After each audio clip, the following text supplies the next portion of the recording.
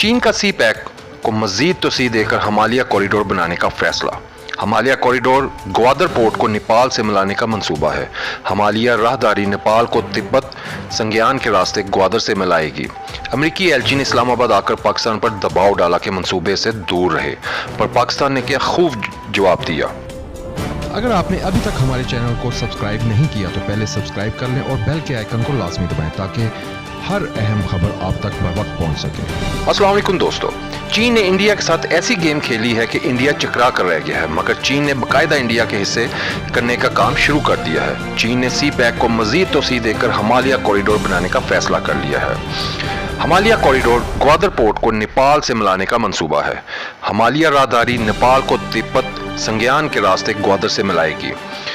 دوستو، کیونکہ اب نیپال بھی اس میں شامل ہو گیا ہے اور اس کے ساتھ جو دو ملک مزید شامل ہوئے ہیں جو آگے چل کر بتاتے ہیں کہ اس وجہ سے اس منصوبے سے انڈیا خطے میں بالکل اکیلا رہ جانے کے ڈر سے امریکہ کے قدموں میں گر گیا ہے، اور پھر امریکہ نے پاکستان پہ دباؤ ڈالنے کے لیے اپنے ایلچی کو بھیجا کہ پاکستان اس منصوبے سے دور رہے، مگر پاکستان نے بھی اس دفعہ امریکہ کو صاف جواب دے دیا ہے۔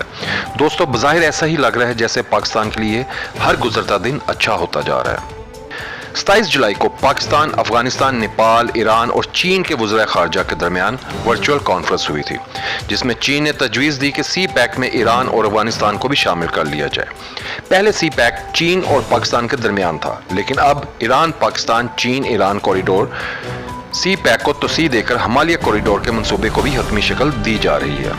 اس طرح یہ منصوبہ ایران، پاکستان، چین سے ہوتا ہوا افغانستان اور ہمالیہ سے نیپال تک پہنچ جائے گا۔ ہمالیہ راہداری نیپال کو تبت سنگیان کے راستے گوادر سے ملائے گی۔ چین نے اسی وجہ سے اہم ترین علاقہ حاصل کیا ہے، اس پر بھارت کا قبضہ تھا پہلے، اسی وجہ سے چین وہاں جا کر بیٹھ گیا ہے۔ لیکن دوستو، بھارت ایک فتنہ پرور ملک ہے، اس لیے اب بھارت نے نیپال کی مسلم کمیونٹی کو چین کے خلاف ابھارنے کی کوشش شروع کر دی ہے۔ چین کے وزیر خارجہ نے ایک گرین کوریڈور کے قیام کی تجویز بھی پیش کی ہے۔ اس کانفرنس میں عالمی وبا کرونا وائرس کے بارے بھی فیصلہ کیا کہ اس کا مل کر مقابلہ کریں گے۔